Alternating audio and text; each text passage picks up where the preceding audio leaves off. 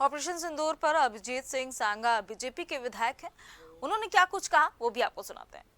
पहलगांव में हुए आतंकी हमले के बाद 26 लोगों की जान गई थी, जिसमें कि पूरे देश में आक्रोश था, जनता में आक्रोश था और सभी की निगाहें देश के प्रधानमंत्री नरेंद्र मोदी पर टिकी थी कि कुछ बड़ा करेंगे। और आज वो दिन आ गया जब भारतीय सेना ने पाकिस्तान पर हमला कर दिया। हमारे साथ बात करने के लिए बिठूर से बीजेपी विधायक अभिजीत सिंह सांगा हैं। बात करेंगे। सर, हमला हो गया, कैसे देखते हैं?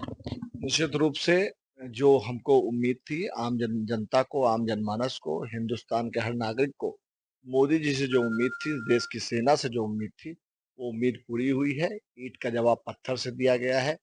जो मोदी जी ने कहा था कि जो ऐसे आतंकी ठिकाने जिनके माध्यम से हिंदुस्तान की धरती पर आतंक फैलाया जाता है, उनको मिट्टी में मिला दिया जाएगा। वही ऑपरेशन सिंदूर के माध्यम से हमको देखने को मिला है। लगातार जो है, जब से ये घटना हुई 26 लोग मारे गए थे। शुभम की पत्नी की अगर बात करें तो उन्होंने कहा कि पहली गोली आतंकियों ने मेरे पति को मारा था और धर्म पूंछ के मारा था। निश्चित रूप से जो भी वो घटना है, वो अपने आप में बड़ी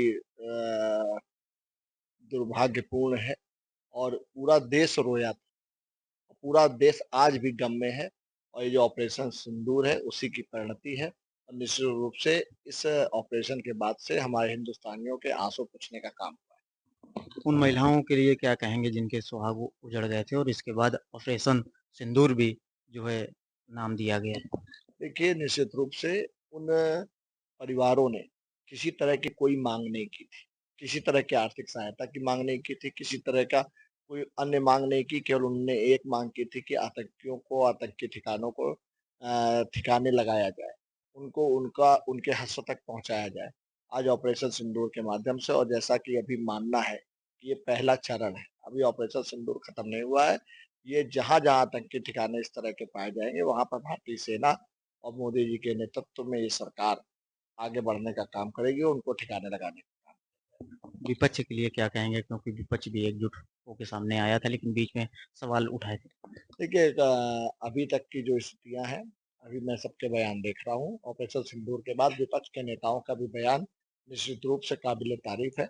ऐसा ही बयान कहीं न कहीं हिंदुस्तान की एकजुटता का संदेश देने का काम कर रहा है। मैं उनको भी धन्यवाद और बधाई देता मोदी जी ने कहा था कि आतंकियों को मिट्टी में मिला देंगे, उन्होंने करके दिखाया। हूँ। निश्चित रूप से हम सबके लिए गर्व का विषय है।